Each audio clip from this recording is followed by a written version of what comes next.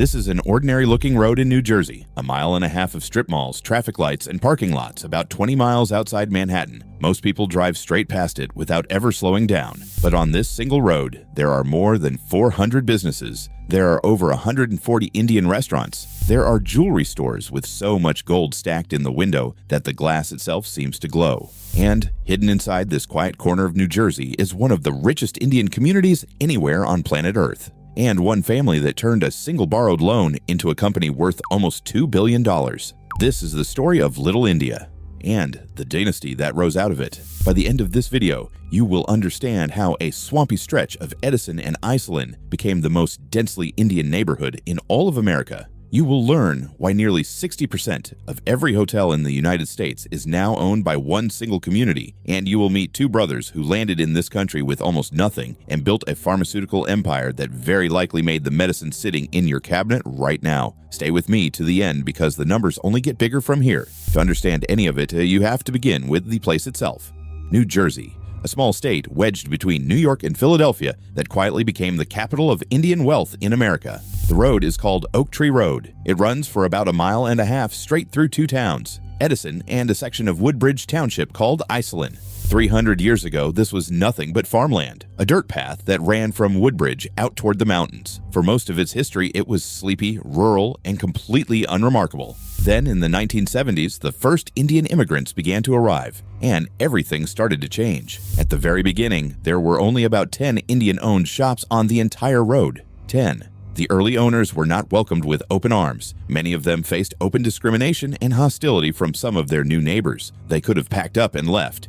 Instead, they did the opposite. They doubled down. They bought more storefronts, opened more businesses, and brought over more family. And slowly, one shop at a time, they built something that nobody could ignore. Today, Oak Tree Road is almost unrecognizable. More than 400 South Asian businesses are packed along that single mile and a half. More than 140 of them are Indian restaurants. Think about that for a moment. One road, 140 restaurants. There are sari boutiques, grocery hauls the size of supermarkets, sweet shops, electronic stores, and above all else, gold. Block after block of jewelry stores, their windows lined with the heavy 22-karat gold that Indian families buy for weddings. This is one of the largest gold jewelry districts of its kind in the country, and all of that demand did something to the land itself. Commercial rent along Oak Tree Road now runs as high as 4 times what a business would pay in the rest of Woodbridge Township. The dirt path became some of the most valuable retail space in New Jersey. The people followed the businesses. In the heart of Iselin, the census found that 42.6% of all residents identify as Asian Indian. That is the single highest concentration of Indian Americans of any place its size in the entire United States. There is no other neighborhood in America quite like it. This is not a small ethnic enclave tucked into a big city. This is an entire region, reshaped. But to understand who built all of this, you have to understand one name, a name you have almost certainly seen, even if you never thought about where it came from. Patel. Many of the families who built Little India came from one specific place, a single state in western India called Gujarat. And the Gujarati community in America has pulled off something that is genuinely difficult to believe. According to the hotel industry's own association, Indian Americans now own more than 60% of every hotel and motel in the entire United States. That is roughly 20,000 properties, 60%. And of all those Indian-owned hotels, around 70% are held by families who share a single surname, Patel. It is such a well-known phenomenon that it has its own nickname, the Patel Motel Dynasty. And the way they built it is a lesson in patience. They started by buying the cheapest, most run-down roadside motels that nobody else wanted. The whole family would live in a room in the back. They worked the front desk themselves, cleaned the rooms themselves, and reinvested almost every single dollar they earned back into the property. Then they bought the next one, and the next. A family that arrives with nothing, working 18-hour days, can, in a single generation, end up owning a chain of hotels worth tens of millions of dollars. Multiply that story by thousands of families, and you get 60% of an entire American industry. But here is the twist. The single richest Indian family in New Jersey did not make their fortune in gold, or in restaurants, or even in motels. They made it in medicine, and their name, fittingly enough, is also Patel. Their story starts in 1987. That is the year the Patel family first arrived in the United States. The father was a man named Kanu Patel. Back in India, he had not been a businessman. He had been a pharmacist and a pharmaceutical inspector, a man who understood how medicine was made and regulated down to the smallest detail. He raised his sons on a simple, almost Gandhian idea that real lasting prosperity does not come from shortcuts. It comes from honest, relentless work. He had two sons, Chirag and Chintu, and the two brothers were very different. Chirag was the businessman of the family. He was restless, ambitious, drawn to deals and technology, and he started several companies of his own. Chintu was the quieter one. He followed his father directly into pharmacy and became a pharmacist himself. And it was Chintu, standing behind a pharmacy counter in America, who saw the thing that would change both their lives forever. He watched again and again as ordinary patients were forced to make an impossible choice, the choice between buying the medication that would keep them healthy and buying food for their family. The price of medicine was crushing people, and Chintu became convinced there had to be a better way. So, in the year 2002, the two brothers pooled what they had, borrowed the rest, and started a generic drug company of their own, right there in New Jersey. A company built on a single idea: make the exact same medicines, just as safe and just as effective, and sell them for a fraction of the price. They called the company Amneal. In the beginning, it was tiny. Just two brothers, a borrowed loan, and a belief that affordable medicine was a business worth building. But the timing was perfect, and the work was relentless, and Amneal began to grow. Today, that company is headquartered in Bridgewater, New Jersey, and it is no longer tiny. Amneal now produces more than 200 different families of medicines: the pills, the inhalers, the injectables that move through American pharmacies every single day. In 2018, the brothers merged Amneal with another drug maker called Impax, in a deal valued at around $1.5 billion.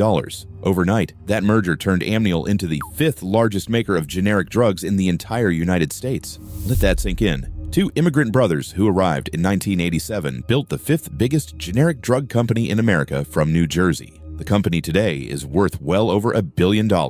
And Chirag Patel's personal stake in it, his shares alone, have been valued at close to $300 million. The boy whose father told him that prosperity comes from honest work now sits on a fortune that most people cannot even picture. And they did not stop with Amneal. The brothers went on to found and back a whole string of other pharmaceutical and biotech companies, names like Asana Biosciences and Kashiv. They built not just one company, but an entire ecosystem of them, all rooted in the same state where they first arrived with nothing. Now remember what their father taught them: achieve prosperity through hard work and conduct business with honesty and integrity. That single idea, carried across an ocean in 1987, is the engine behind a fortune worth hundreds of millions of dollars. It is the whole story, compressed into one sentence, and here is what ties all of it together. The gold on Oak Tree Road, the motels owned by thousands of Patels, the brothers and their billion-dollar drug company. None of it is a coincidence. New Jersey did not become the capital of Indian American wealth by accident. Look closer and the reasons line up. New Jersey sits at the dead center of the American pharmaceutical industry. For decades, some of the biggest drug companies on earth have been based in this one small state. Johnson & Johnson has its global headquarters in New Brunswick, New Jersey. Merck is rooted in Rahway. Bristol-Myers Squibb has thousands of employees spread across the state. This corridor is so dense with laboratories and corporate campuses that people in the industry simply call it the medicine chest of the world. So when waves of highly educated Indian immigrants, many of them scientists, pharmacists, and engineers, came to America, this is exactly where the jobs were. They came for those laboratories, and they stayed, and they built communities like Iselin right around them. The state now holds one of the densest Indian American populations anywhere in the country, and the community did not just work here, it put down roots. Every autumn, the streets around Edison fill with tens of thousands of people for Navratri, the 9-night festival of dance. The temples, the cricket clubs, the grocery halls, the wedding banquet venues. An entire parallel world built one storefront at a time by people who arrived as strangers and decided to stay. The children of those first shopkeepers did not inherit motels and sari shops. They became doctors, engineers, founders, and executives. The second generation took the foundation their parents laid down, and they climbed. And the wealth that came out of that is staggering. Zoom all the way out and consider this. In 2025, 12 Indian Americans made the Forbes list of the wealthiest people in the entire country. Their combined net worth was around $55 billion.